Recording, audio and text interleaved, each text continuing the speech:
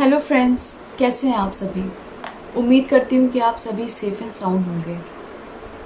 आज मेरे पास रिव्यू के लिए कुछ भी नहीं है। आज मैं किसी भी मूवी का कोई रिव्यू नहीं दे सकती। मन ही नहीं हुआ कि आप लोगों को रिव्यू दूँ। कल हमारे देश ने एक बहुत ही उम्दा कलाकार को खो दिया। एक ऐसा इंसान जिसके बारे में अगर आप सुनने बैठें तो सिर्फ वाह-वाही मुँह से निकलती है। एक ऐसा कलाकार जो अपनी एक्टिंग अपनी आँखों से करता है, उनकी आँखें बोलती हैं। मैं बात कर रही हूँ किसी और की नहीं बल्कि इरफान खान की। वो एक ऐसे जिंदा दिल नौजवान थे कि वो दूसरों को प्रेरित करने का मौका नहीं छोड़ते थे। यारों के यार कहे जाने वाले इरफान खान को उनके दोस्त कितना याद करते हैं कि मैं क्या बताऊँ। कल आपने अगर एक वीडियो देखा होगा तो अनुपम खेर बोलते बोलते रो पड़े थे। कुछ ऐसा ही एक वाक़या सौरभ शुक्ला ने शेयर किया। सौरभ शुक्ला ने बताया कि जब सभी लोग, जिसमें से इरफान खान भी थे, सारे दोस्त NSD national school of drama new Delhi में एक्टिंग स्किल सीखते थे, साथ रहते थे। उन दिनों मोबाइल्स का ज़माना नहीं था। उनके फ्रेंड सर्कल में मोबाइल जो था वो सिर्फ इरफान खान के पास था, इसलिए बाकी लोगों के कोई भी मैसेज देना हो, कोई भी SMS जाता हो, वो सब इरफान खान के पास आता था। दिन भर उनका मैसेज चलता रहता था। लेकिन मजाल है कि वो इस बात से कभी भी इरिटेट हुए हों, कभी नहीं। इनफैक्ट एक बार इरफान खान दौड़ते हुए आए और सौरभ शुक्ला को बताया कि उनके पिताजी का देहांत हो गया है। सौरभ ये बात सुनकर इतना ज़्यादा टूट गए थे। उस समय उनको कंधा दिया था इरफान खान ने। सौरभ याद करते हैं कि उस ज़माने में और उस समय मेरे पास इतने भी पैसे नहीं थे कि मैं फ़ौरन अपने घर जा पाऊँ और अपने पिता का अंतिम संस्कार कर सकूँ। इरफान खान ने बिना कुछ कहे और बिना कुछ बताए सीधे एयरपोर्ट गए, टिकट कराया और वो टिकट उनके हाथ में दे दिया और कहा कि तुम जाओ, अभी तुम्हारा वहाँ जाना ज़्यादा ज़रूरी है। सौरभ शुक्ला इस बात को आज तक नहीं भूल पाए। दोस्तों, इरफान खान एक ऐसे कलाकार थे जिन्होंने इतनी मुश्किलों का सामना किया, इतने लंबे समय से इस बीमारी को झेला, पर मजाल है उनके चेहरे पर एक भी शिकन आई हो। हिम्मत इसे कहते हैं। अभी हाल ही में 3 दिन पहले उनके माताजी का देहांत हुआ था और कल के आखिरी वर्ड उनके सिर्फ यही थे कि मेरी माँ आ गई है मुझे लेने, देखो मेरे बगल में बैठी है। बस यही सेंटेंस बोल पाए थे इरफान खान। आपकी जानकारी के लिए मैं बता दूं कि अभी कुछ समय पहले ऋषि कपूर भी एडमिट हो गए। नहीं पता कि वो सीरियस हैं या उनको कुछ ऐसी ही प्रॉब्लम हो गई और वो ऐसे ही एडमिट हो गए, ये तो अभी नहीं पता, पर ऋषि कपूर एडमिट हो चुके हैं। इरफान खान की बात करें तो इरफान खान के बारे में जितना बोलूँ उतना कम है। वो एक ऐसे मंझे हुए कलाकार थे जो अगर एंटरटेनमेंट मूवी करते थे या सामाजिक मूवी करते थे, पर उनके डायलॉग इतने दमदार होते थे कि वो एक बार बोल दें तो मूवी में सिर्फ उन्हीं का डायलॉग गूंजता रहता था।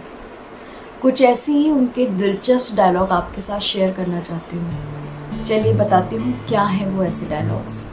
फिल्म गुंडे। पिस्तौल की गोली और लौंडिया की बोली जब चलती है तो जान दोनों में ही खतरे में होती है। Film D-Day। गलतियां भी रिश्तों की तरह होती हैं, करनी नहीं पड़ती, हो जाती है। फिल्म जज्बा। शराफत की दुनिया का किस्सा ही खत्म, अब जैसी दुनिया वैसे हम। पान सिंह तोमर। बिहार में बागी होते हैं, डकैत मिलते हैं पार्लियामेंट में। फिल्म साहिब बीवी और गैंगस्टर। हमारी तो गाली पर भी ताली पड़ती है। फिल्म तलवार। किसी भी बेगुनाह को सजा मिलने से अच्छा है 10 गुनहगार छूट जाएं। फिल्म कसूर। आदमी जितना बड़ा होता है उसके छुपने की जगह उतनी ही कम होती है। Film the killer.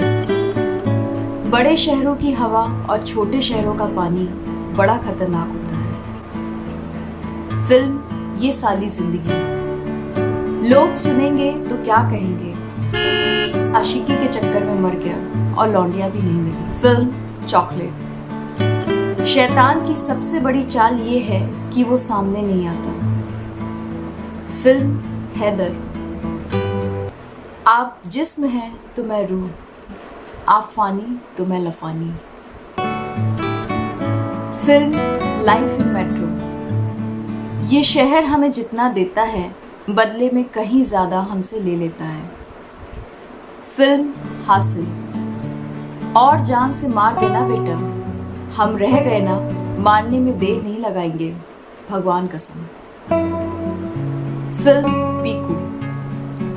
डेथ और शिट किसी को कभी भी कहीं भी आ सकती है।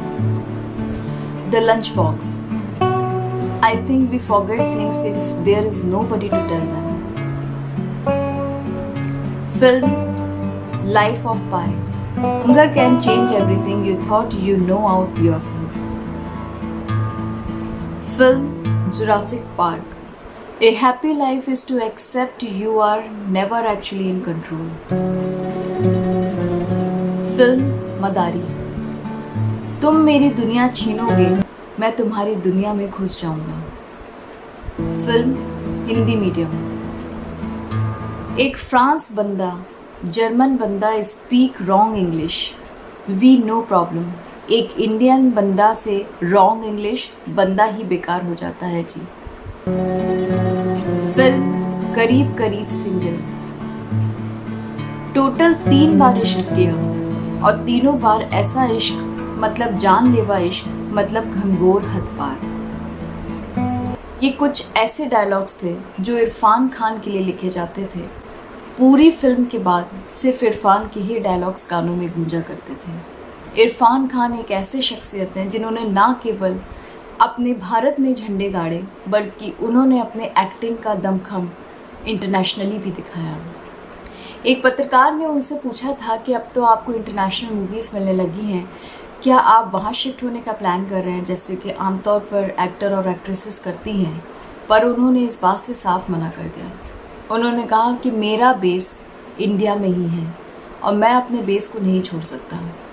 इंडिया में मैं अपनी पसंद की फिल्में कर सकता हूँ, जिस तरह का रोल चाहूँ वो कर सकता हूँ, पर फॉरेन में यहाँ पर अपने नहीं चलती। यहाँ आदमी सिर्फ पैसे के लिए काम करता है। दोस्तों, ज़िंदगी बहुत छोटी है।